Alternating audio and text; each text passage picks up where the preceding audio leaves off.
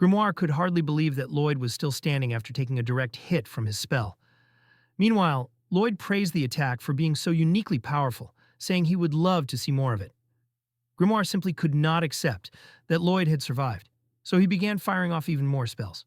However, not a single one managed to break through the barrier surrounding Lloyd. Grimoire was completely confused about how the barrier could be so overwhelmingly strong. Lloyd, on the other hand, watched the spells in awe as he analyzed their structure. Even though he knew the attack could potentially kill him, he wanted to experience what it felt like to take the spell head-on. So he opened a small hole in his barrier and allowed a bit of the purple fire to hit him. The sight shocked Grimoire to his core. The flame severely burned Lloyd's finger, yet Lloyd seemed to enjoy the sensation. At this point, it became clear that Lloyd had a few serious issues going on in his head. He told Grimoire to show him something else, and not wanting to lose to a mere kid, Grimoire pulled out his trump card. He leveled up his second spell, enabling himself to dual-cast his magic.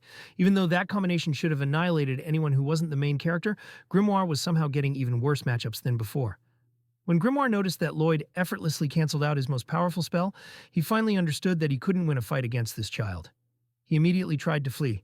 However, just as he was about to escape, he crashed into a barrier Lloyd had set up earlier around the castle above the library. Lloyd didn't want anyone discovering his secret mission down there.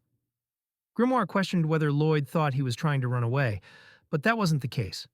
Lloyd explained that long ago he had made a mistake that affected everyone's life insurance, so he had become extremely cautious with magic ever since.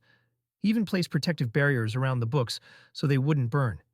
But before Grimoire could launch another spell, Lloyd shut him down, saying he had already seen enough of that one.